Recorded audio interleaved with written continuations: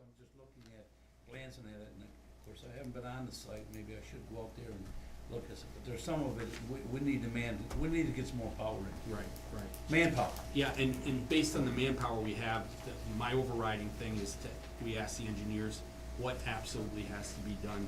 And we know right after the inspection where we are, and basically we ask them to prioritize that. And I think we've hit that mark, and I'm satisfied with that. As always, yeah, it would be nice if you could go year round and do a lot of that prep work, but I haven't budgeted or planned for that, though, that's the only thing. But And I think we need to budget for it. okay. I think we need to pump it up and get this maintenance work going, and if we have to bring them back in a month or 2 months early, get this done. I mean, we need to, we've been working, Yeah. that crew's been cut back. Yeah, one person, well, since when we originally started, yeah, it's kind of been back and forth with that, but I think from when we originally started, I don't know what the number we had, but think it when was- we originally put that it was crew 4 together. guys plus 2 of ours, but, with the staff, we're down to 1 of our personnel, but, the other thing is, the way we're set up now, we do everything kind of linear. We can do painting, or beam repair, or concrete repair. If you got a bigger crew, you can twin those, where you can be doing beam repair and possibly painting, or beam repair and concrete. Well, I think we need to get prepped up front and keep the painting crew moving on the paint. Sure. A constant flow there Yeah. I think we better hit it heavy this coming year. Okay, well, we're right in that budgeting process. We can use that as a guide and just give you numbers to see where you think we ought to go. Certainly, and one of the things I would add is there are some things, as you're reading through that draft report, there are some things that are beyond our maintenance capabilities that we need to Well, have we're an gonna honest have to and identify candid that. discussion about. And that's when we're gonna have to talk to DOT and some people that own this bridge besides us. Just one side note, Fred, with that idea, I did some kind of rough numbers. If you hired a contractor to do some of the work we do, and it would be considerably more if you hired a contractor. That doesn't mean that if you hired a contractor, they might be able to get you caught up, but at what cost would that be? So maybe we can add some resources and manpower in order to make that work and maybe get to a point that's acceptable to us, on that. Well, the state is doing different things, the DOT is doing different things, they're going out there and the state is doing a certain amount of work and the contractor's doing a certain amount of work. So maybe we need to get prepped for certain things, maybe we need to look and have a painting contractor come in and do the painting. I don't know, we need to look and, we gotta get a vision out there on this bridge, a little different than what I got in this report. Sure. You know what I'm saying? So if we gotta step it up, we gotta step it up. This is the thing is, we don't need, a certain color out there waving in the air. Right. So we need to step it up. That's why you did this report. So I don't wanna leave you short, but maybe you should propose that to the board for money. That's all. Okay. Well, further, let's take that one step further in the direction I give to you, Steve, is when Majeski Masters is gonna be up here in December or January, have them put some numbers together with these items and in terms of estimates, so that way we know, what these things are going to cost. So they've got more than enough notice to Sure. do that before the next visit. Thanks. Not much to add out the airport, just really more of a documentation with updating our wildlife hazardous plan with the FAA, and then on the airport security plan, updating that to reflect some changes out there. Most of my attention in the past 2 weeks has been with the port. We exported 75 Festus drivetrain housings and 17 40-foot containers in a shipment to Europe, to Denmark. That was done Sunday, Monday, Tuesday of last week, right at the height of the storm there. I want to commend. We worked safely, but Monday, when the wind started up there, we got to about 5:30, and after that, it really took off, so we kind of slowed or stopped operations. Then the following day. I don't know if any of you were affected, but we were about an hour from finishing when the lights went out. And National Grid was very good, though. They called me right away and told me what to expect. And sometimes, even though it's inconvenient, at least to know where we were and what we had to adjust for. And it cost us maybe a little bit in time, but I wanted to, I made the people locally aware that they did a good job of keeping us aware of what was out there, so I wanted to mention that. We did get, the night before that, a week ago Saturday, the MV Manistee delivered 14,200 tons of Cargill salt, 9,000 of which was regular road salt, and the other was the green clear lane that Wade referred to over in his report. And that clear lane has to be stored inside of a building, so currently we're relocating 5,000 tons to our building 5 and storing that in. It's not an ideal location, but it works, and it'll get us through the winter, and keep that salt free from any kind of moisture. In here it says the MV Algo Lake delivered 28,000 tons of salt. Well, that's not true. When I wrote this, I was expecting it for Sunday morning, and then they had some difficulty loading the ship in Goderich, and that's been bumped out till tomorrow night. So we will see a North American salt ship in tomorrow night, delivering 28,000 tons of salt. We've prepped Building 8. It's been cleaned and emptied, and it's ready for an anticipated shipment from Richardson grain.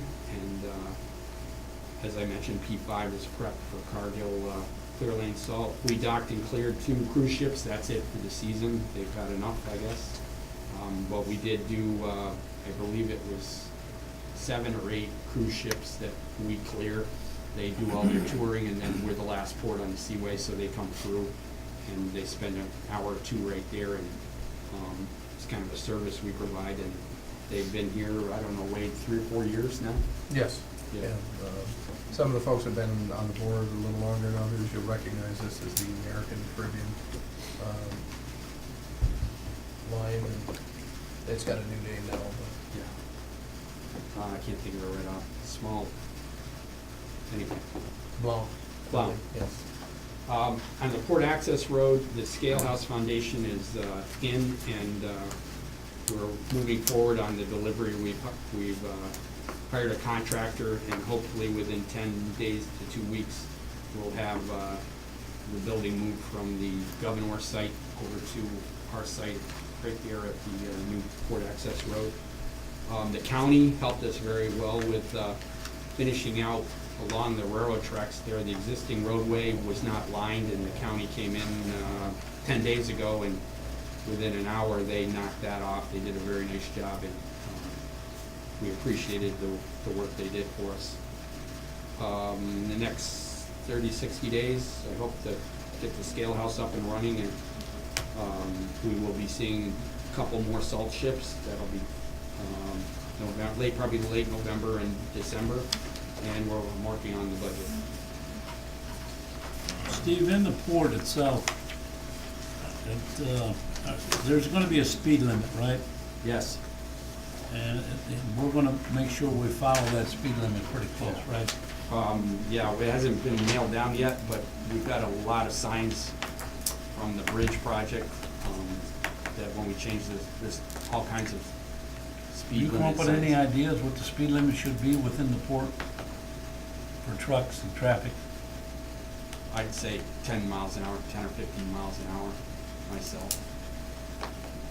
I know, like, the Port Access Road is rated for more than that, but you know how it is. If you cheat them or try to give them a little bit more, they'll always take more. So I'd say deliberately, you know, I would say 10 would be fine. It's just there's so many different buildings and things like that. Anybody going any faster, and you know yourself when you're driving that, you can think you're paying attention, and some come right out of the side there. So The main road going in and out, what are we looking at there, 20 miles an hour? I would say so. I mean, going up the hill, you're not going to be going that fast. I would hope not. Maybe coming down, but yeah, I could see trucks taking advantage of that. you know. Well, I don't know, Wade, we haven't really nailed that down yet, but. Yeah, one of the things that we're waiting on is the installation of the signal, and that road will remain closed until such time as, really, there are two factors there. One is the signal for safety purposes, and the other is scale house is open and operational. And we anticipate the signal will be in, the last I've heard, in December. Is when, Mid-December. when that will be. And scale house should be ready to go in January. Mhm. That's what we're shooting for. Once we have that light up, then we'll have access out to Wheat House Bay.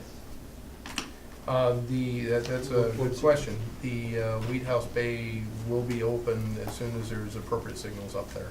Sounds like my grandson. We can go ahead and open that back up, but right now, it's, without the signal, it's just not appropriate to do so. Okay. Mr. Loeffler, just for your sake, we recovered that pipe. Good job. Thank you. You know, one of the things that I'd like to say,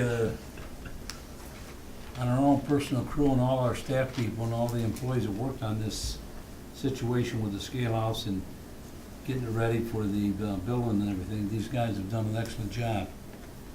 And I think a little bit of appreciation from the board someday is make sure these guys get some pizza and stuff when they get this thing up, and or they can go in and be warm, make sure they get something for their appreciation, all the staff people.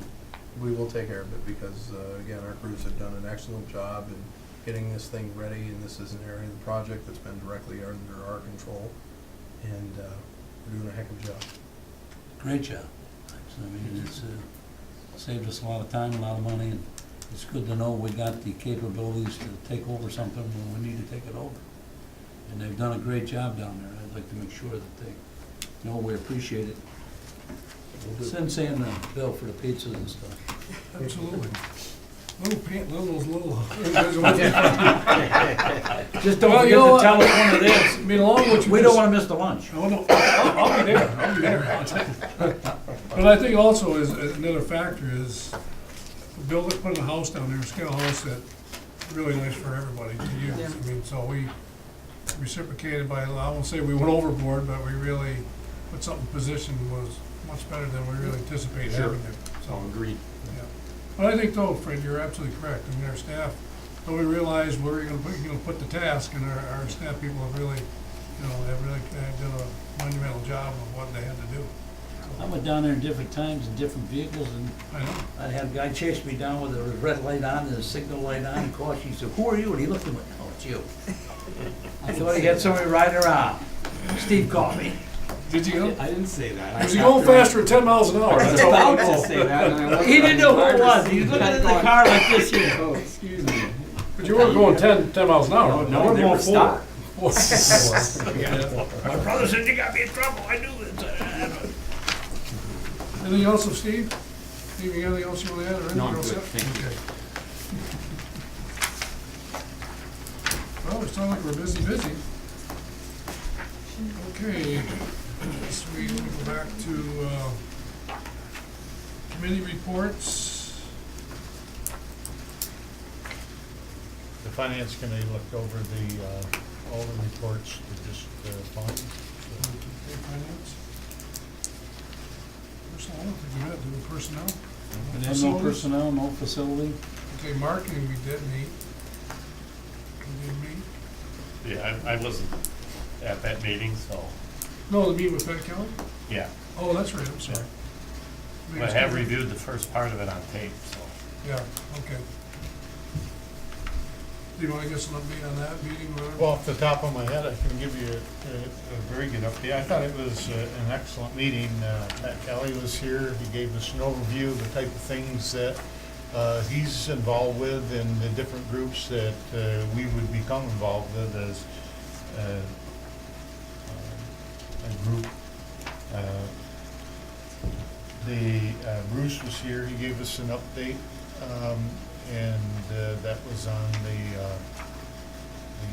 prospectus of the yogurt plant, I believe. I think the other thing, he showed us a prototype of a possible web page. And I personally was hoping the web page would be a little bit further along. I'm hoping that they can take that a little further down the road, because I think that's an image that we need with the information on it. I would have to say that one of the things, one of the flavors I did get out of that meeting, but this is just from my own personal viewpoint, is that Mr. Reish has been making every effort to be involved in about everything that has been involved anywhere in the local area, involving commercial development and economic development. I was kind of pleased to see that flavor. You were there too. What else? Yeah, I'm just looking at my notes, Steve, and I was just thinking, back to Pat Kelly, and what you were saying, in the past year, they've made over 2,000 contacts, customer contacts, and then whatever they are. So everybody is really driving hard to get what they get. You mentioned marketing for St. Lawrence County was a $100,000 investment each year. You talk about people within our reach that we can go after, then there's people outside our reach. One of the big things that we did talk about is actually the Greek yogurt plant coming here, and what was needed to, and all the logistical things to pull that off. I mean, it's just that's something, come on in and we'll talk to you where we want to be, a milk supply, how to work with cooperative.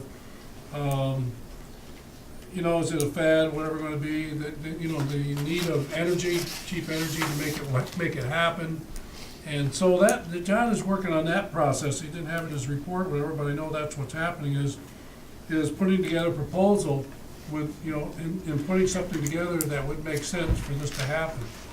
We know here that we have some land here that's available, right out here off the road to nowhere, whatever you want to call that road, to do that. So and then I looked in the newspaper, they did have a meeting in Watertown, and realizing that the milk supply and what it takes to do the milk supply, North Country isn't ready to do this yet. I mean, they want to do it, but there's no guarantees there's a milk shortage per se, where the milk goes and what's going to stay. So there's a lot involved to have a Greek yogurt plant to come here. I mean, that's some of the logistical things that need to be resolved.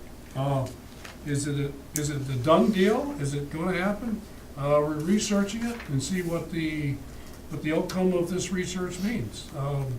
There's more than just to just pull it off. I mean, there's a lot to do with transportation, a lot to do with location, a lot to do with supply, and and what's the market?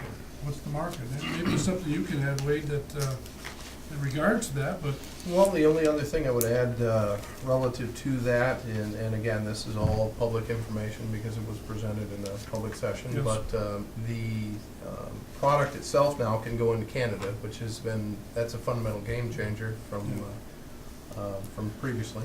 And the product itself does not compete with North Lawrence, for example. It is a different and a distinct product line.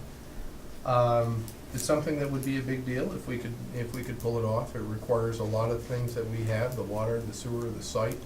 Our location is excellent in this regard, and we have a lot of things that we bring to the table, particularly due to our location and serving of the geographic market in Canada, with our proximity to Toronto, Ottawa, and Montreal. That can be a real advantage. There is some more work being done on that report. Once that is finalized, then we'll go ahead and get that out for proposals. what's involved here is the Greek plant, if I remember the value, it was like $120 million to build. And what it'll do is provide like 130 jobs directly. Now, what's the spin-off for that? Who knows what that is, what the domino effect off that. So it's a tremendous investment for a yogurt plant to come here and say, you can provide the milk, you can provide the transportation network, the grid work to do all the things we need to do. So it would work. It would work here. I mean, so I think we're all on board, this is what we really entertain. It's, I'd say it's environmentally cleaner process with the whey, you know, what the end product is, and talking with some individuals the other day, that now there's other uses for whey than just throw them down the sewer and just dispose of it. There's other things that you can do with whey, so this is, you know, another aspect of that type of process, so. I just peeked at my notes too, so I don't know if that's my cheat sheet or not. but I had one. I just happened to have them here. But it was kind of interesting, some of the things that came out of there, because Mr. Kelly mentioned at the end, it isn't just the fact that it's, that has its possibilities, because North Florence is producing a certain product itself, but the plastics containers and the lids and the types of things they're using to pack the product is actually coming through Canada. So we, you know, we have other horizons that we perhaps could look at in terms of working along, even if all of the things we're hoping for didn't come to fruition. And to add, I remember they were talking about the whey has a certain fertilizer type of thing that they can use from the Greek yogurt that they couldn't use from the regular yogurt without plugging up the wells and that Yeah. type of thing, which is kind of interesting too. Okay, so Yeah, it was good. I see in the Syracuse paper the other day that Burn Dairy is opening one up in Cortland. And that's gonna produce 60 to 70 jobs, it said. They're opening up a creek. Mhm. Well, Yeah, one of that- the things that I think that, you know, I know how much milk is going in and out of this area, and there's a lot of milk going into the New England states in this area. We all know that. And it's happening every night. Tractor trailer is taken down through and they hook up and then bring it back. But it goes out of this state, that milk does. The other thing is what the governor is looking at is changing the law on the amount of the herds from 180 to 220 up in that area. And that's a big issue there.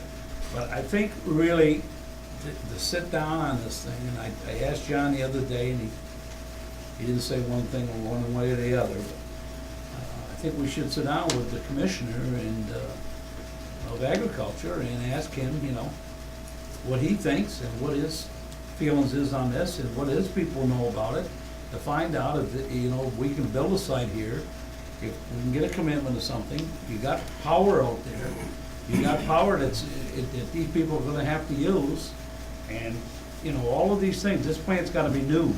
There's gonna be 8 of them built in the state they're talking about. Well, we have a site, 60 acres, ready, shovel ready. And, you know, all of this stuff has to be looked into. I mean, to me, I'd be talking to Darrell all the time and asking him, you know, where this We thing. did talk about that. You did talk to him? No, we did talk about addressing it with them, so. And I'd, you know, I would try to formulate a meeting from this group with Mr. Alltime to find out where, you know, where the thing is going here. And you just had a board member come in and tell you that, you said Briars or Yeah, Burns Dairies? Burn Dairy, yeah. He's opening up a facility. But it always seems to be away from here, you know? But another 25, 30 cows make a lot of difference. So there's things that gotta change though to get that number push. And you really gotta know the dairy industry if you're gonna go into that market and try to market a plant. You gotta know who controls the milk in this area and where it's going. And I can tell you right now, you got milk going out of this area every minute of the day to New England. The New England states taking a lot of our milk. I Yeah, think one of the things that came out in that report was the fact dairies would need to grow by a Yeah. minimum of 20%. Yeah, and they have the capacity to do that. But the other thing that came out in the report is some of these people are moving to the west. And well, actually, the northwest, simply because here, a big herd is 180, 200. Yeah. A big herd there is 7,000. Oh, yeah. Our farm's size don't even compare. The other, I think, in the report that came out was pretty interesting, once again, it doesn't take any sort of rocket scientist to figure that we have to exploit our Canadian neighbors in all the different ways that we can. In the use of yogurt in Canada is much, much greater than it is in the United States, believe it or not, the amount of consumption per day. And the fact that what Wade was saying was that now that something like that can be shipped there, or there could be some sort of cooperative effort, we need to move on it as quickly as possible, simply because they're already moving to Idaho to produce this type of thing. People have figured it out. And so I agree with what you're saying, Fred. The sooner and the faster, we need to get on top of it. Well, like I said, there's a plant being discussed to the west that's gonna employ 7,000 people, making everything. One huge plant. And it's already on the drawing board. They're just waiting to see how they're gonna feather this out. And when that happens, it's gonna happen in California and out in them areas. That's a huge plant, 7,000 employees. That's a lot. No, you know, we don't have always just small farms either. If you look around, there's a dozen or so farms with the north side of 1,000 cows. Oh, yes. Yeah, it's about 18 to 20 that are about that size. Yeah. Within- And all they really want is to have a place to sell their milk at a reasonable price. We start eliminating some of those transportation costs that they have to, Well, the other thing is too, it's not the herd size that the governor was doing, it's the darn manure disposal. yeah. Exactly right. The smaller farms, the bigger farms can do it. They just generate that much more capital. Smaller farms, they gotta have more flexibility. And this'll work well. If Como can put it through, I think the cow, Fred's gonna be closer to the 300 mark, not the 100, 220, more like 300, just below 300. And apparently you won't have to build the lagoons and do all this other stuff. And that'll be, for a lot of what I call family farms, they would like to grow, but they can't afford the manure disposal process. There you go, right there. That does it right there. And it's the same thing with the milk, byproduct out of the milk. What do you do with it? Now, for years, we had dryers. We had the last dryers that were just shut down in the last few years was over in Yule. That plant is gone now. It's completely gone. It's tore down. It's gone. And the other one we had was in Jefferson County. That's completely tore down. So the product and all of that stuff has to be figured in, but I would definitely try to set up a meeting with Commissioner Darrell all the time to find out what we can do. Are we a player here? Can we help get these jobs in New York? Can we get into the market in Canada? I don't know what's going on in Canada, but they don't sleep over there. And if they're gonna have products on their shelf, they want the jobs in their area. So there's a lot of play here, and there's a lot of movement going on. And, you know, we should get up on that shelf, make sure we're even a player, you know, rather than, that's all I'm saying. Fred, you're right though. If you look through the packet, and I was reading through it earlier before we started, the Canadian Airlines in Canada itself is looking at all the people coming from Canada, coming across the border to take the cheaper flights in the US. And they're trying to figure out why it's so much more, and they know, it's a tax issue and a lot of other issues. They're gonna become competitive. We're gonna have to be careful. Well, the Cape Air opened the door here today. One thing not to jump in, but it all ties in together. Milk, bread, fuel, the whole 9 yards. Is why not try to get planes to come in here 3 days a week, going to Florida, Yeah. going to Myrtle Beach. You know, maybe this is what we should be looking at and see if this thing will work. I mean, Well, it's another example of our location providing a competitive advantage. and he says he can handle, and he has an agreement with Delta to bring in flights. I mean, we all flew on them when we used to go to Vegas. Yeah. We'd go to Syracuse, and what was the name of that airline? Trans Am? Transair. And then we went to Sanford, Florida. Transair It was beautiful. Yeah. Jump on the plane, 2 hours later, you're, Just, all you have to do is look east of us to Plattsburgh and see what they do in Plattsburgh. Orlando. even if we done it on a smaller scale. But I'm saying, servicing brings the people growth. here and people just across the border in Canada, those parking lots are always full. You might have to start charging for your parking or find a place to park. Well, the Plattsburgh deal, the Montreal market buys it so quickly that people around here can't even. No, you Can't even get on it. No. you I know? looked the other day at Spirit Air, something on Spirit Air. Charging for parking. Yeah. For a Oh, couple they were of parking- years, it I was mean, free. You're coming back full circle to the Yeah. marketing Yeah. report. The only other thing I would add relative to the marketing report is, we got a primer refresher on how a pilot agreement works from St. Lawrence County IDA. And, the ins and outs of that. You know, that's the other thing you can offer too. You know, you got the location, you got the water, sewer, you got the highway. But you can also, with the cooperation of the IDA, help them out and finance it. If somebody wanted to build a plant here. Well, one of the most important things we And that's what they got can do. is if somehow you can connect it all together with the power. Get that low-cost power. There's 20 megawatts, I think, out 20 there. megawatts through that program. Plus, we got a cogeneration plant over here, that I don't know where that's at. We got 2 prisons we wanna get cheap power for, and heat. And all these things come together, and it just seems to be sitting there, and nothing is being motivated, nothing's going on with it. Then all of a sudden, somebody will jump up and say, well, we gotta start doing this.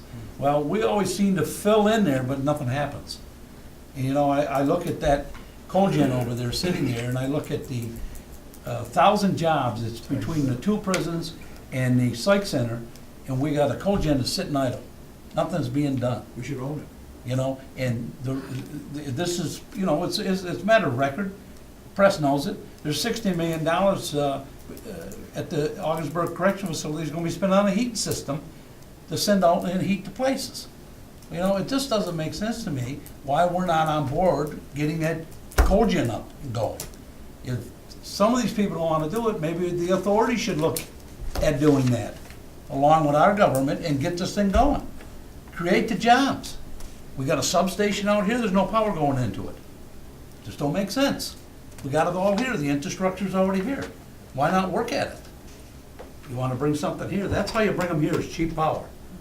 That's what brings them here. Why is Alcoa there? Cheap power. You got the 20 megawatts of cheap power, and it's gonna be there, but you gotta do something with it. It won't be there forever. Well, it goes right back to, I guess when I talk about our committee, marketing committee is create dialogue is one thing, then create a plan is another thing, and can start moving on it instead of just talking. I mean, just really, this area is all we do is talk. We talk. And that's got to end.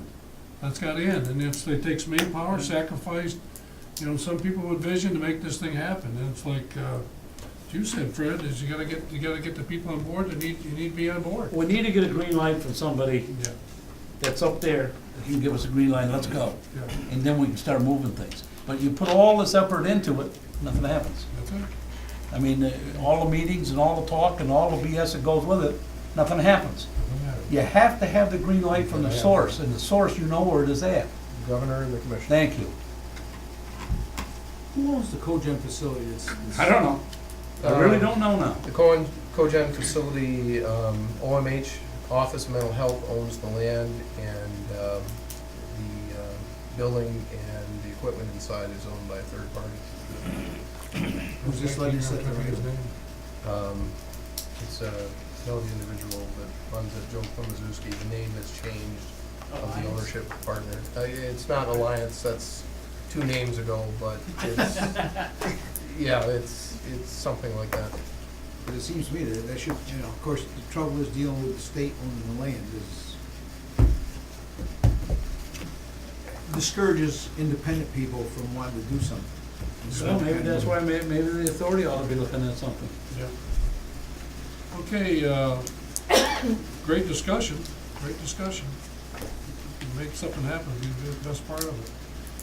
Any unfinished business, Wayne, anything that you need to cover? No, Mr. Chairman. Okay. Schedule of upcoming events, December 5th. That is our budget workshop date, When? December 5th. Wednesday, So December Wednesday. 5th. Budget workshop will start at noon. We'd have the budget workshop and then the board meeting immediately following. Wednesday.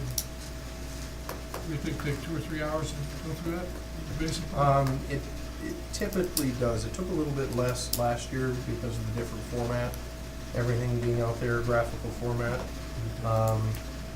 My advice, I would say probably between the budget workshop and the board meeting, probably better allow a total of about 4 hours. So we're talking about a 12 o'clock lunching and then 1 o'clock start? We could do that. Well, It's fine. we better do that. preference? That's what we did the last time. Okay. I don't want my sugar going up. All right. So 12 o'clock lunch, 1 o'clock start. Done by 6 o'clock. I hope so. If not, you'll have to turn it over to the, step down the ladder here.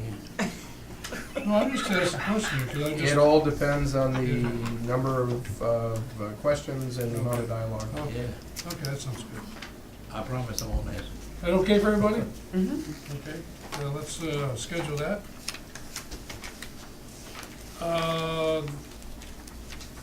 When was the meeting in Toronto for January? Do you have a date for that? I don't, I will get that.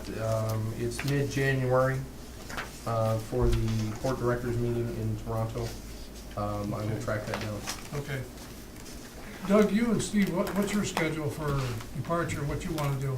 For, January, are you guys okay for? I'm here for January I'm here probably till the and February. end of January. Oh, okay, so the 16th meeting's okay? Yes, All right, yes, okay. yes.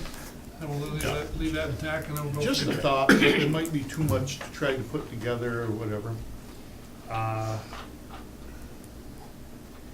Fred was talking about perhaps some sort of something for some of the workers that had done such an extra job, which I think would be really nice. Yeah. One of the things that maybe some of the rest of you are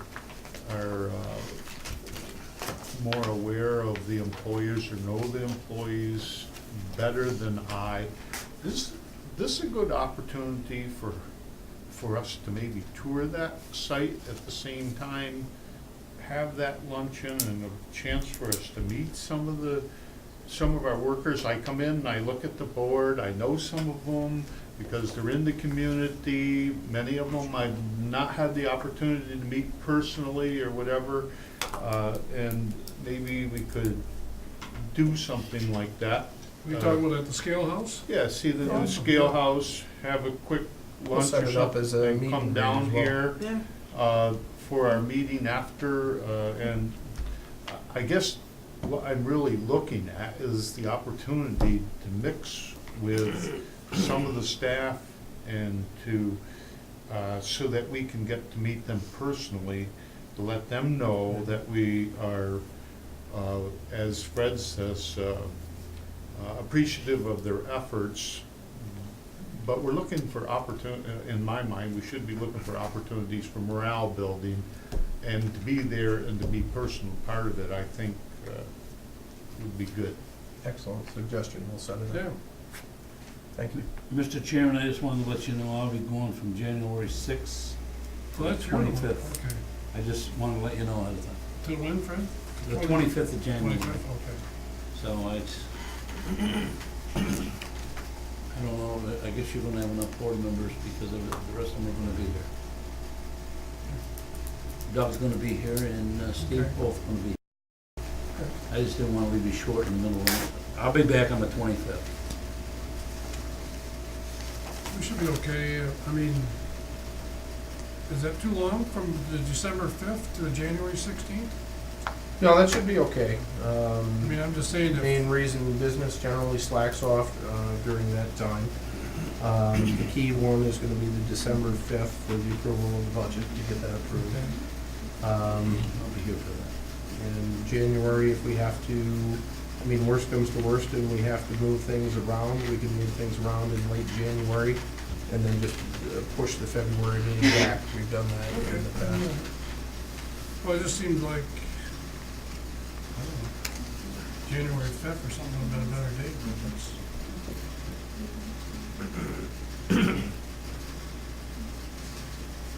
I just went the 16th, that seemed like, Between the timing of the New Year, Martin Luther King Day, and all that other stuff that typically goes on that first week in January, we typically bump it until about mid-January. you want to leave it? Is that okay? It's fine. Jared? Okay, I'll leave it then.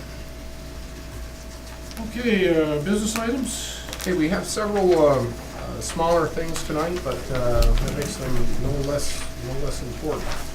We'll start over on page 9 with agenda item A1. This is approval of the transfer and storage agreement. This is at the airport. It's for hangar space. It's for 1-year agreement that starts December 1st, 2012, expires November 30th, 2013. There are 2 agreements here, one for Mr. James Robertson and one for John Beerhart. 2 separate resolutions? No, one separate, or one resolution, For both of 2 them? approvals. They're substantially similar. You done that way before? Yes. Haven't? Okay. Have a motion? I'll move it. I'll second. Move in second, Steve. Further questions, comments? All those in favor signify by saying aye. Aye. Very good. Okay, over on page 11, agenda item B1, this is for an industrial building lease with Corning Incorporated. This is for 500 square feet, at the rates, terms, and conditions you see before you. Start date's November 1st of this year, expires October 31st of next year. You can see on page 12, the area that's actually in building 1. And that is the former Mitel Breckenridge. Now, what are they It's using actually for? 1,000 square feet, that was wait, my- it's 500 in 2 different buildings. What's that? Yes, I'm sorry. There's, you are correct. There's one 500 square foot in building 1 and one 500 square foot in building 9. Now, That's in what are they page using 12 this and for? page 13. On this particular thing, there was something that needed to be stored in separate buildings. I don't recall what the something was, but it could not be stored in the same location. See, that's what I think, Clean dry air. like building 1, you got 500 feet, and then you got all that other space. But then you gotta go to another building. Is it the same building? No, different building. Building 1 and building 9. Because of Corning's unique requirements, this had to be 2 separate spaces. It could not have been one 1,000 square foot chunk. That's it. I make a motion to approve the resolution as submitted. Thank you, Kevin. I'll second. Have a second. Further questions, comments?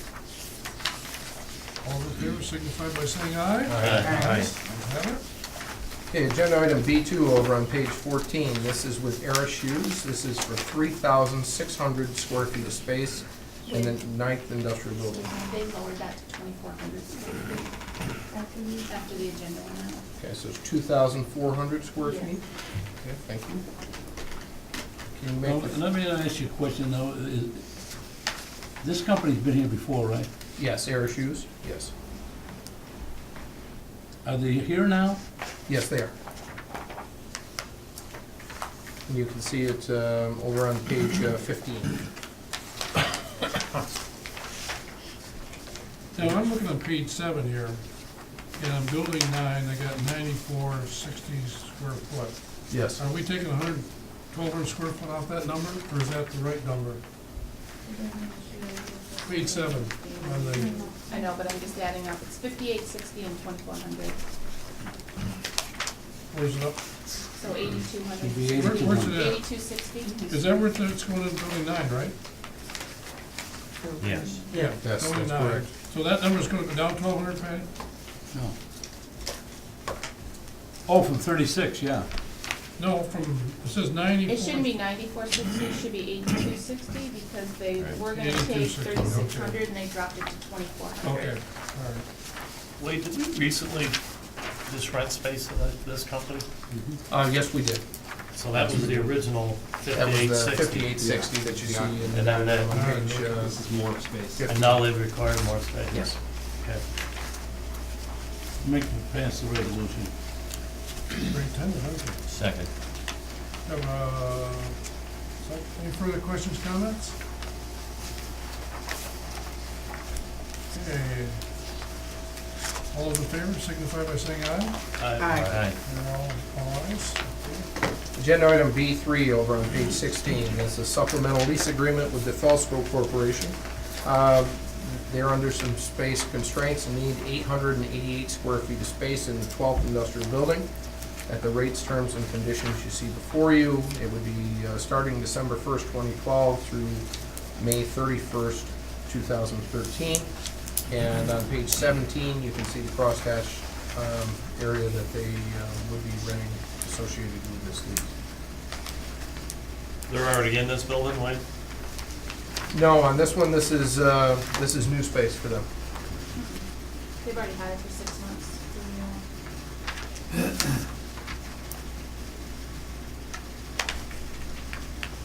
Let me go, because this is kind of like, I wanna, how do you choose that building over another building? well, this one is customer driven. Okay. Patty, what does this say, this is a renewal here? So supplemental lease agreement. Oh, supplemental lease, there it is right there. Thank you. Do each building have the same rate? Or each building entails a different rate? No, each building has a general rate range, and beyond that, it's a function of individual negotiation. Okay, So, for example, put some numbers with this, the 888 square feet is at one rate, the 864 immediately adjacent to it, maybe at a completely different rate. But it will generally be within $1, $1.50 of each other. Now, is this the only company that's in that building? No, Well, Steve, do you wanna go through the You've some got- companies in there? In the 720, 744, right on the top of the page, that area is, well, I'll get an updated drawing, but the law offices are in there for the state on there. And then you've got the Felsco, and then as you come to the bottom of the page, you have, they process the credit card, What's the asset management? Isn't that right? yeah. Talking about T-base? T-base is in the lower half, and then, what's the other one, Patty? West End. West asset End, management. so it's virtually full. And the law office is really control that top part of it, that's all secure. So they all come out that, where you see the main entrance, everybody comes out that way, the other people that use the building. And that's worth pointing out too, this is the former Jack and Jill Daycare Center Correct. that we struggled with for a long time. Yeah, two of the tenants really need secure access, and that's the law office and the people that process the credit card there. Thank you, Steve. Thank you, Yep. Patty. I'll move that. Mental health. Hygiene. Okay, where are we at? We have a motion? Done. Done? Okay. Second? Second. Okay. All those in, any further comments, questions? All those in favor signify by saying aye. Aye. Good. Okay, on page 18, there is a right of entry agreement with Time Warner Cable. Steve, you're gonna have to help me out here because the document on page 19 didn't photocopy appropriately here, but Time Warner needs access to 3 locations due to customer needs. One is 812 Proctor Avenue, one is 806 Commerce Park Drive, and 808 Commerce Park Drive. And that's the sketch that you see on page 19 that didn't copy so well. In order for them to do this, the authority needs to provide access to Time Warner to install underground services. Steve, do you have any? Straight affairs would Comments be on the west end of the social security building, that would be building 6. So that's the main one, and that would be, let's see, yeah, that would be the building 6 there. And then, so this is really coming up, let me see as I see this, the main yellow line there you see is coming up Proctor Avenue. What's going on in Pole, Steve, or is it buried? No, it's buried. Underground. It's gonna be trenched. And then they tunnel underneath roadways. They push a pipe through and run that all underground. Now, that's, we just provide that, just say, yeah, go ahead. That's Yeah, all we need? We don't? yeah, we, because it's our site, they have to call in, a call before you dig. So they're looking for phone lines in the ground, gas lines, any power lines, but there's some things that we might have put in over time that have nothing to do with an outside utility, so we have to okay that there, so that, say we put a drainage line through there that the city didn't do it or anybody else did, we have to make sure that, that this route is okay. It's just the typical easement agreements for utility, Basically, typical yeah. utility Yeah. easements. They call it, Money in this. right in Yeah. Primarily, the question was asked, what do we get for this? Do we get any money associated with this? The answer to that question is no. When these type of agreements have come up in the past, we have authorized it strictly because it's for the benefit of the customer, and we feel that it augments the capability of the building. So there has not been. Because even after the tenant leaves, you still got the wiring to the building. That never goes. It's like a gas line. Yeah. Yeah, you rarely Well, ever some see we any charge and some we compensation. don't, I guess Just that's make them what. off, we just did one of them a month ago, and they, because their wires are running across the top of it, we got the, That was similar in the fact that it was an easement, but different in the fact that it was on the railroad. Now, on the railroad, for some reason, every time something crosses the railroad, there's always a dollar amount associated with that, primarily because it's not for the benefit of our customer, it's for the benefit of the utility involved. It's similar, but there's a difference there. Well, doesn't it make sense they're that- making a profit off of this. Yes. It's not like they're not making money. They're making a profit. We're not making nothing, we're allowing them to use our property. Well, doesn't it make sense though, if It's we all right. fire up our All right. buildings with these, that those particular locations become more valuable in terms of, But if that service, They do, they you can't become more take that service functional. away. well, functional, my guess is this isn't for TV, it would be probably for internet or something Well, I of that sort. understand that. So Yeah, therefore, communications. those buildings can be used, or those areas can be used for something maybe beyond storage or whatever, if they have, these capabilities. But I That's was what saying, surprised- Steve, if Time Warner runs it in there and nobody uses it, it's Time Warner's cable, it's Time Warner's underground. You just don't use it. Even if they were to walk away, it's still their service tied into their system. You know, I just don't understand why there isn't a cost factor here. They're gonna make money off of this. Do they charge the tenant to put it in? I don't know. I mean, I didn't negotiate this thing, so I don't know, but it doesn't seem right to me that we charge some people for easement costs, and then we turn around and let these people come in and do whatever they want. They're making a profit from whoever hooks up to it. Well, I think the difference here between the one that was across railroad tracks in here. Well, I was just using that as an example. Well- Don't beat me up. I'm only a No, messenger. I'm not beating you up, Fred. Too big for you. But basically what it is, it's, your tenants themselves have asked for the service. They can't get it without our consent, so what do? I mean, Well, I think if you we say I should- want a fee, they're just gonna charge it to your tenant. Oh, I don't believe that. Oh, yeah, don't worry, they will. It's on their bill. They'll recover. They'll recover it on their We didn't draw bill. the easement up either, they drew the easement up. What's that, Patty? Time Warner drew the easement up, we didn't draw the easement up, but the ones we charged, we draw the easement up, I guess. I'd just like to know why there isn't some type of fee here on this thing. Because they drew it up. Certainly. Well, and the other reason is, in the past, when this type of situation has presented itself, there has never been a fee charged to Time Warner for things going to our buildings. Because we have viewed this as a benefit to the Bridge and Port Authority and a benefit to the tenant. Do we charge the electrical company to run wiring to the building? No. I know it's a dumb Um, question, the answer to no, that's it's- probably no. Not a dumb question, I'm trying to think. Well, I how about the don't gas line? recall one. I believe you have to have those services. If you have the services there, it's going to make the locations somewhere down the road more saleable, my opinion. I'm sure there's other ways they can get the service.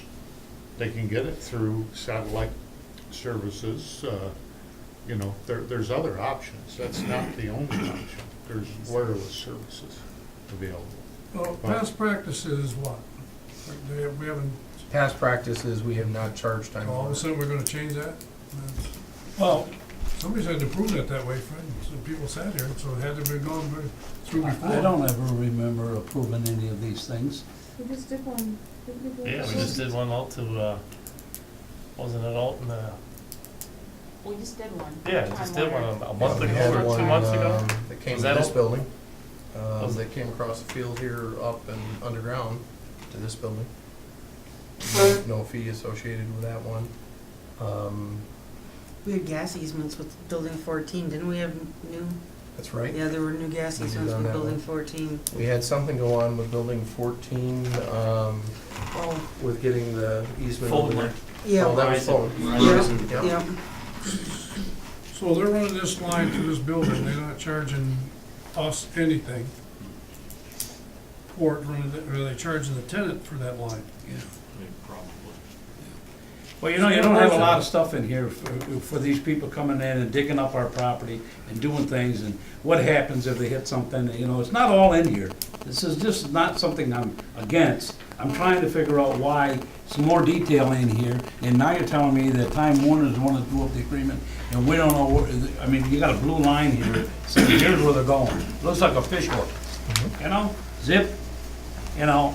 What is in there right now for these companies? Are they already hooked up to Verizon, or are they hooked up to Slick? I don't know who they're hooked up to. It seems there that Time Warner has come in and undercut somebody and got a chance now to hook up these folks, and they wanna come through to get a right of way through this thing. You know, this is the first time I've seen one of these things like this.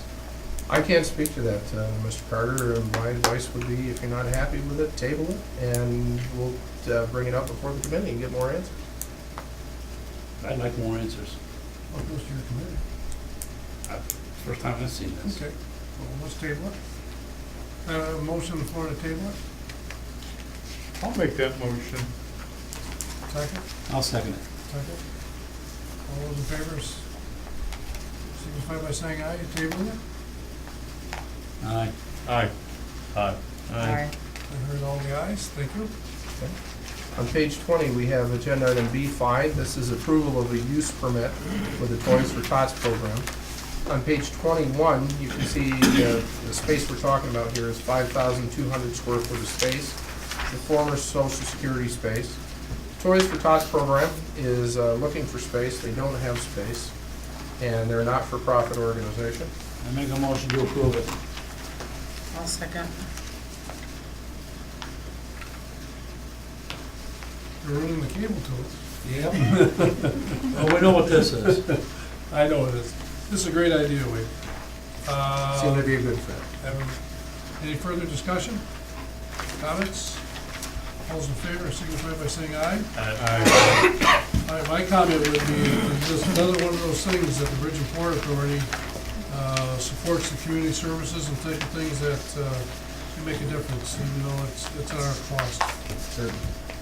Agenda item B6 is approval of a supplemental lease agreement with AB Technology. The best place to view that is on page 24. You'll see the highlighted cross-hatched area. It's not a lot of additional space, but it is 560 square feet of additional space in the first industrial building. Term would be November 1st through September 30th of next year. Do we know if they're gonna stay? Or is this a one-year deal and they're out? We never have any guarantees, so. No. Make a motion to approve it. Need a second? Second. Second from Steve. Any further comments, questions? It's an interesting rate that's on it. It looks like the price of a snowblower or something. Yeah. And then part of that is the small amount of square footage. Just, Yeah. I think we're gonna have to look at it. You said something about Yeah. this craziness. All those in favor signify by saying aye. Aye. Aye. And all the ayes. Thank you. Item B7 on page 25 is an industrial building lease with Ontario Gasket. This is for an office area that totals 108 square feet. Term would be November 1st, 2012 through October 31st, 2013. And you can see the highlighted area on page 26. Now, where are they going to here? What building? Same building, First building. building 1. It's a closet. Yes, it's an office area. Oh, an office. The good news is when I first read this, I thought it said casket.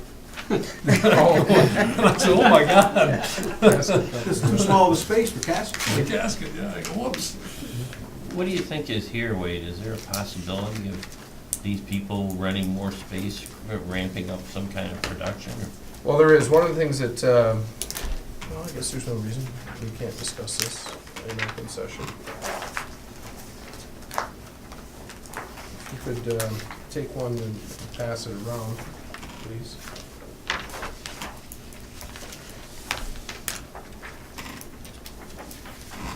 I mean, the rates and our strategy and everything for renting space needs to be discussed in executive session, but the building profile itself, that you can see here, lays out what our thoughts are in terms of growing this particular building. One of the problems is, as you well know, we have not had a large number of folks knocking on our door saying, I need 2,000 to 5,000 square feet. What we have had is we've had folks that have a dollar or two that are looking to rent 500 to 1,000 square feet. AV Technology over on the right-hand side there is a perfect example of that.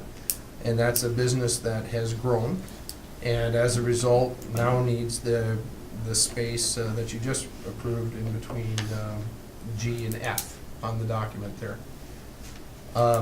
So what we're looking at here, we're looking at this building, and we're trying to avoid the problems of the past where we have chopped up a building. However, a customer comes to us and says, you know, we want to rent this area, and the customer, just by nature, will cherry pick things to their advantage, and there's nothing wrong with that. But we want to rent out the building in a way that makes sense. So what you see here is you see the diagram of the building.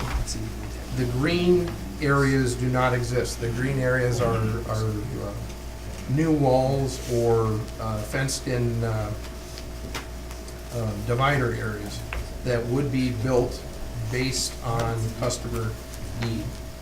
Now, the thing that we need to consider here is this puts us in a little bit different mode as we get multiple tenants in one area. Now we're starting to be responsible for things like maintenance of the common area. We do that in other areas of our facility, just not in our industrial park. So this is something that we're going to have to talk about going forward. The thought is that these businesses, as they move in, will need additional space. And the additional space they will need is broken up into zones, for lack of a better term. And on the second diagram that's being passed around are these larger zones. So in other words, I'll give an example.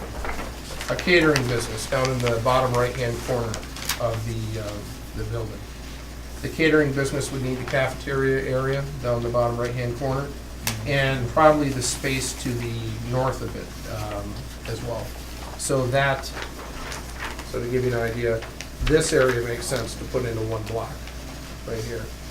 The area where AB Thermal is, up in this red area here. We know they've expanded once, they're probably going to expand again. It makes sense to have them in this larger green area block. So each one of these blocks represents a functional area of the building. Now, one of the things that we need to keep in the forefront here, we've got a receiving dock up here. Well, if you're having multiple tenants in the building and they all need to use the receiving dock, it's pretty important to keep a corridor right there. So you want to make sure that when we're renting it, for example, we keep the corridor open. So what we did is we looked at the building, we said, okay, it makes sense to bust this down into zones, and then further within these zones, it makes sense to bust it down into individual footprints, which is the first sheet that I passed out. So what this means is when a customer comes to us and they say, I need 800 square feet of space, we already have it conceptually planned out and say, okay, well, this space right here might be a perfect example for it. It also allows some expansion opportunity because you could have the area directly behind out until where you would run into that common corridor.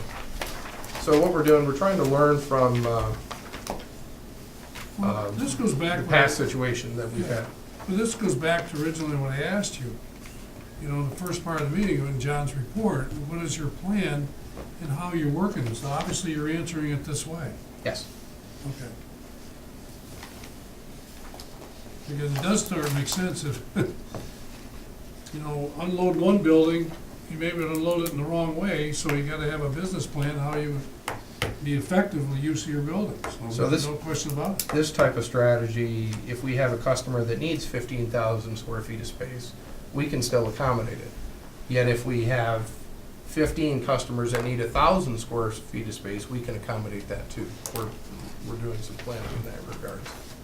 Now, one of the things that I need to talk with you about in executive session later on tonight is, okay, now that we've got the building conceptually designed, what type of rate structure do we want to have associated with these to try and create some jobs and some opportunities there for some Canadian and US firms to open a facility here?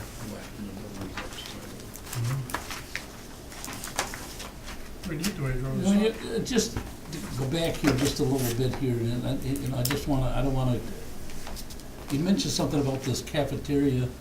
You're talking about going out to contract with somebody to do Well, buffets, or? no, for example, I've had a couple conversations with folks that are looking to open a catering business. If they're looking to open a catering business, they need the cafeteria area, which is down in here, plus they need some space to go with it. So for example, you wouldn't want to gut the space immediately to the north of it and take out the finished area there and make that into warehouse space. Wouldn't make sense, because in this big green block here, it makes sense to try and rent those two things together. Because there's a natural fit, there's a natural flow of those two spaces. Now, there's a cafeteria there right now? Yes. Yeah, it's in the Beckeridge building. Mhm. Right there where we had. Oh, that's the one, okay. Yeah, here's where we had the meeting. Right, that's right, The okay. conference room. Now you're right. There's our new offices right here, I see them. as soon as you get the hotel here. Mhm. So we give it some thought, so that way we didn't chop up the building and lease it out in a manner that doesn't make sense, that has caused us, again, not in recent memory, but 5-10 years ago, we just rented out space willy-nilly, and as a result, we got stuck with a nightmare of utility problems and that switch operating something on the far side of the building. A whole variety of problems there that we had never. So this thought is the really only one organization in this building right now? No, How we many have a people's in this total. building? How many different companies in this Big building? seven, big seven.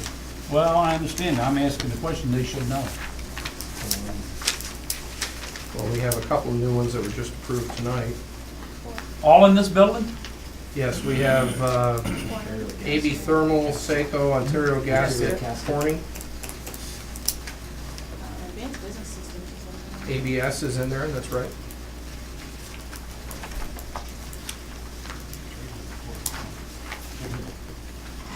Steve, am I missing anybody else in there?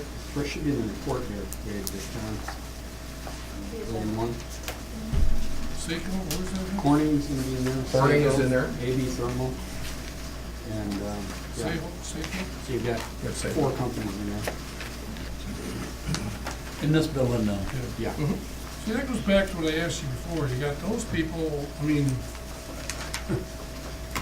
why would they go into back of the building? We'll just use, building 9. Okay, you got 4,000 square feet, and all of a sudden you're gonna take 2,000 square foot and put it in a 28,000 square foot building. Well, part of it is they're shown building 9, but they want to be in building. Well, I know what they want, Yeah. I'm just saying it's like, and it's nice that we have that space where they can go where they wanna go. But if I got building 6, which got 5,200 square foot, building whatever, I mean, all of a sudden, and I know you answered the question, Wade, because the question was, you know, can they move these people out at a moment's notice if you got somebody who needs 28,000 square foot? Yes. I definitely are gonna find a space for them in a hurry, you know, but. So your business plan is to divide this building up, right, piece by piece, so in other words, it has a level of flexibility. you're assuming that you're not gonna get a big box guy to come in. No, that doesn't make that assumption. What this does, it allows for both opportunities. It allows us to rent the smaller spaces as the market bears, Okay. but it also gives us the flexibility if somebody, if we land a client that says, I need 15,000 square feet, well, then you're in two of the larger green areas, for I'm example. not saying you're wrong, I'm not saying you're wrong, I'm saying is that that's your plan to, obviously, obviously you're getting little bits and pieces, 500, 200, 100, whatever, I mean, all those type of things, so you got a huge building here that's gotta be utilized some way, but I just, if somebody comes in a hurry, and I wish that would happen, and we own this building. Wait, and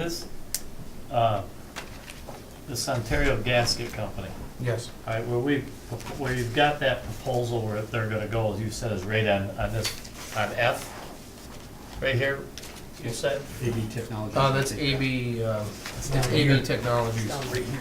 Is going Oh, between okay. F All and right. G. In that Okay. box, that's Alright. right, that's AB technology. Ontario Alright. Gasket is going over near. Are you going down in Number Mark 8. that in the. Okay, Over yeah, that vicinity. I was assuming it was going the other place. It's just a small All right. office there. You still look like you got a lot of space on the one, so you got a lot of roll. I mean, you don't have a lot. Now, you're partitioning this off, No, we are not doing. everything is all there right now? No, anything green does not exist, Okay, and anything green will not be built unless it's needed.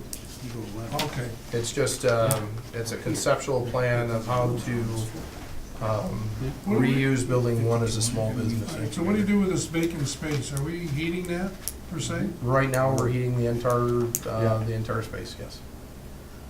You have no choice. That Oh, was I know what- you have no choice, but it goes back to my original idea is like, okay, so am I gonna heat this at 72 degrees, right? Yeah. Or am I gonna put them over in another spot and heat this thing at 50 degrees? I mean, I don't know what the costs are. I mean, I'm just asking what's a better plan? I mean, it's nice that they're there, and it's like, okay, sometimes you plant a seed, other seeds get planted with it. I mean, I'm just saying that that's what the plan is. Sure. Are we heating it because we have to for maintenance, or is it just that it's not We- zoned We haven't separate? we aren't raising it any different than, we kind of run it about 65, 68 degrees. If they And- wanted to though, like cut parts off, is it zone, like is the No. heating? Oh, so No, it's that's not what zoned. Wade's talking about, is, Oh, so it's in just- all of these buildings, the only building we actually built was, we did 14, building 14, we had three Different three zones. things, and they're Yeah. divided, 8,000 Yeah, square they're feet apiece. three chunks. And basically. in those, they have there's 4 panels. One panel just runs the outside lights and for the building.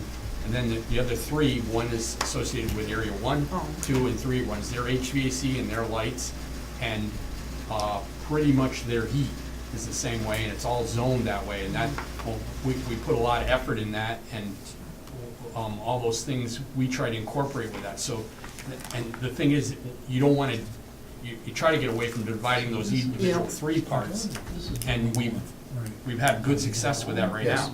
That's That has worked completely, well. Oh, well, it's- and they pay for their utilities there, and they pay for what they use that control that heat. But if if we've got it all cut up, Exactly. we can't very Can't do well. it.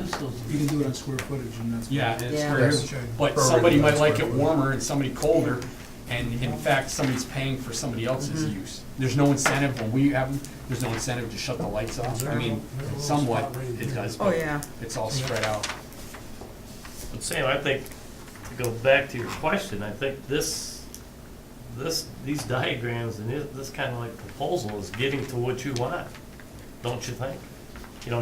Getting all these smaller businesses in one area, so we don't have 4 or 5 different buildings with, I mean, that could be right, Doug. I'm not saying, that's right or wrong, whatever. I guess you got all this space and you got some little bits and pieces in here. yeah. I mean, listen, it may be, I'm not disagreeing with what you're saying, I just wanna know what your business model is and what your thinking is, so we can understand, okay, I mean, for a marketing approach, what are we looking at here? I mean, I know we got a lot of square footage here that, needs to be used, sold out there and whatever. I mean, Breckenridge leaves 250 jobs behind. And I know it'd say, all right, so how do you make that up? I mean, is there somebody out there that's, looking to come in, I want my own building.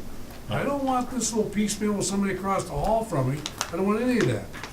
So, until that happens, I guess you have to ask yourself, and it's really good that you're doing, you got little pieces here, okay, that's money coming in, it's heat, you gotta, they're gonna do something here, whatever.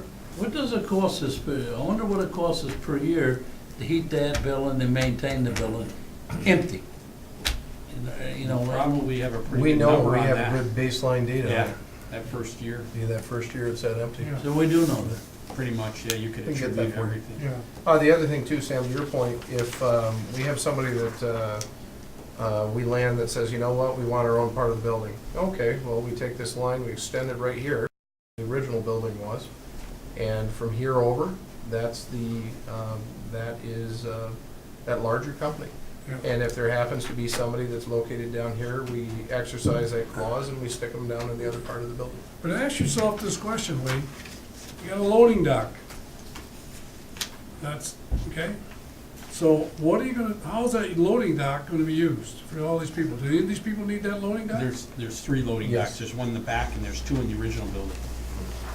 On the back So to side of give the you an original idea, building. All right, show me. there's a loading dock here, and there's a loading dock here. Where's the other one, Lee? Right There's there. one up Then here, there's I and saw that there's one. one right here. And then there's a loading dock. So on each side of the building. All right, okay, so. Plus, there's capability for an So you extra rented one, the so whole lot, if you you need to said have Yeah, one. and that's the original building, so I think it would be able to. Are they gonna parcel need off those, these. these people we have right now in there, do they need these loading docks for anything? I think AB AV Technology is yeah, using one of them, Yeah, and unless Ontario Gasket, but the offices, no. no, but if they were some talk of possibly maybe doing some manufacturing at a later date, they may, but that's, Well, if they grow and they need more Right. space, they Now, need where are a they different originally section. from, if I may ask? good question. I'm not sure. Ontario Gasket? Yeah, I don't know too much about them. John, I don't know that one. This AB Technology, whatever, where are they from? AB Technologies, established firm out of Canada. AB is an abbreviation for, I don't recall. So I believe the principals, one of the principals' names. So we plan on making how much off this thing? 108 square feet, the space, the first industrial building, the rate of $12. Well, coming all the way back to B7, this would be $12 a square foot, 108 square feet. Mhm. So we plan on, how much is that gonna pay us? You know what, offhand?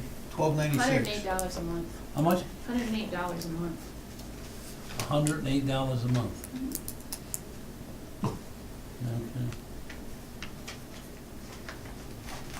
$108 a month?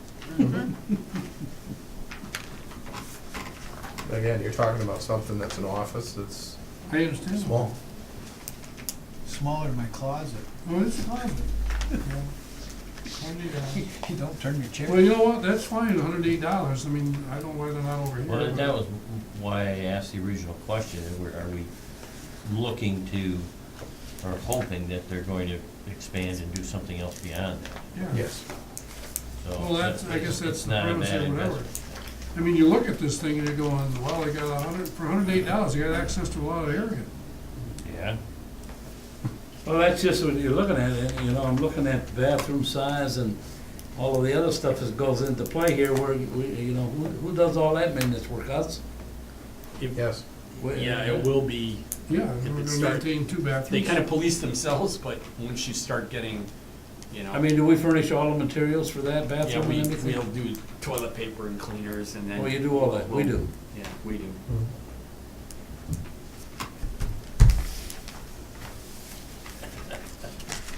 well, at least we got somebody in there. Well, use them, never mind.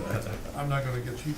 But that gets to the central point of discussion, is typically, we're used to renting 10,000 square feet of space, here you go. You maintain the bathrooms, you maintain the dock facility. This shifts us on this particular building into, we maintain the common area, we have to maintain the dock. it's a different animal than what we've talked about. I think, you know, just looking at it from my view as a facility chairman, I mean, I didn't view all this, but I think we better take a look at what we really wanna do in small pieces and where we wanna locate that. I mean, we gotta bite the bubble here.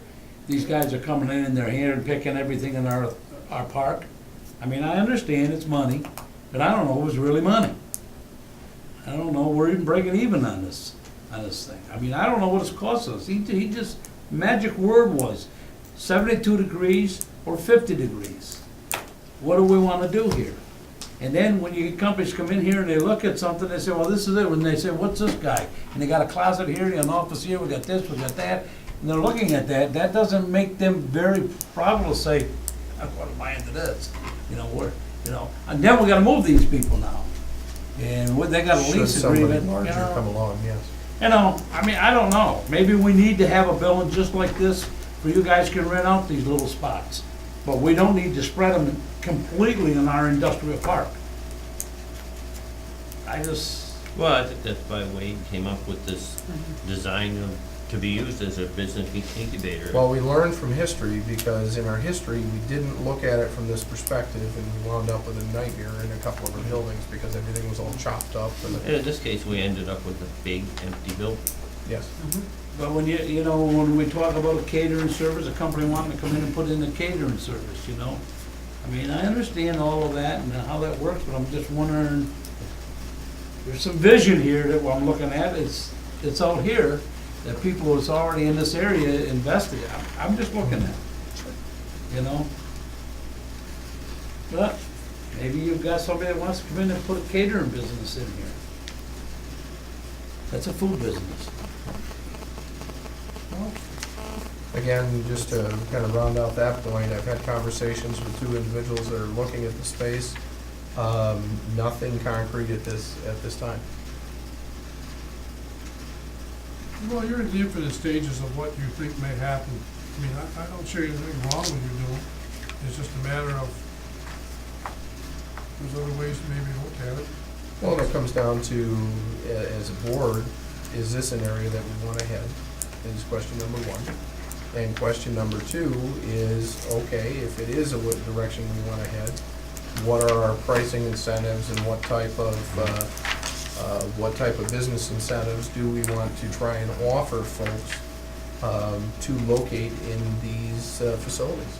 Because again, I'll give an example, a hypothetical example.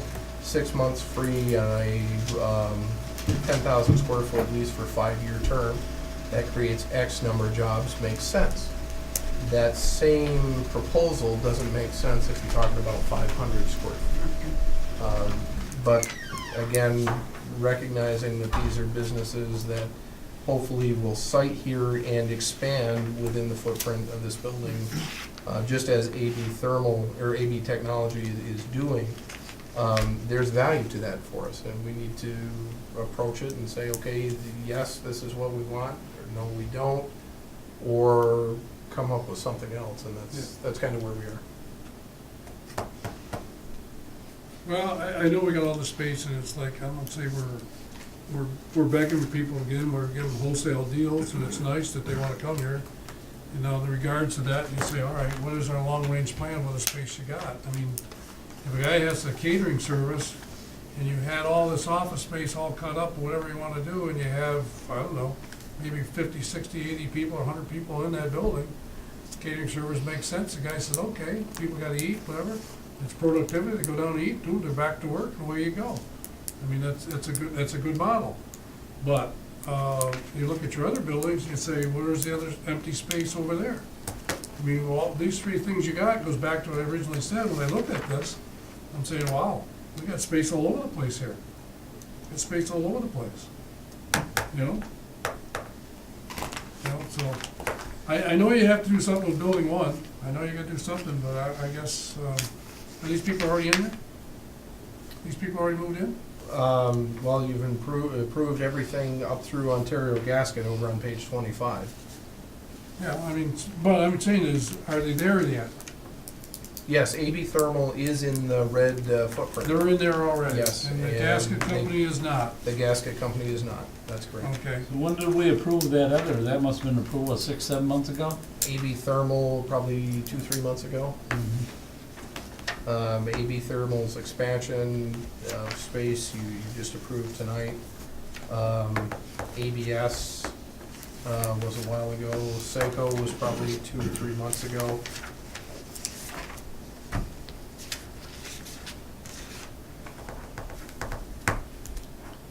Corning was tonight. Mhm. Let me ask a question. No, I'm gonna wait, because it's a question I shouldn't ask right now.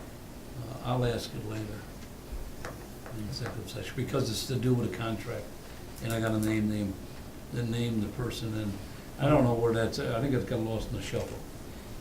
No, it's up there. I know what you're talking Well, anyways, I don't have any other questions, Mr. Chairman. It looks like we got a big building and a lot of people going in and gonna have a cafeteria, catering service. I hope I'm in trouble with Louis on that one.